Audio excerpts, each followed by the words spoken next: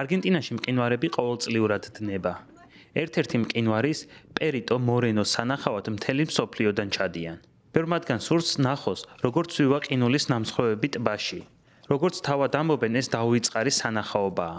ადგილობრივ გიდს ვიქტორია პაჩეკოს ტურისტები მყინვარის პერიტო მორენოს ყინულოვანი კაშხლის სანახავად დაყავს.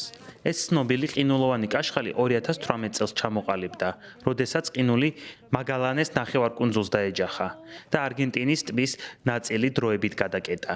შემდეგ კი ჩამოინგრა.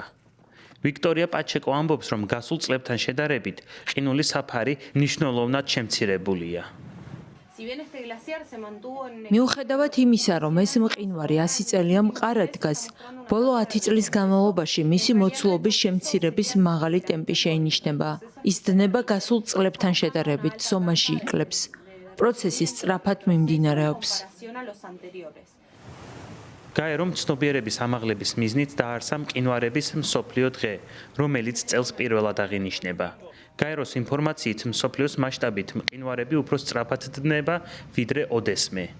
იუნესკოს თანახმად მყინვარების დნობა მიუთითებს კლიმატის ცვლილებაზე. სწორედ გლობალური ტემპერატურის ზრდის გამო მცირდება ყინულის საფარი. ორგანიზაციაში ამბობენ, რომ თუ სათბურის აირების ემისიები არ შემცირდება, 2100 წლისთვის მსოფლიოს მყინვარების რაოდენობა შეიძლება განახევდეს, რაც შემდგომ მტკნარი წყლის მარაგსა და ეკოსისტემებს შეუქმნის საფრთხეს.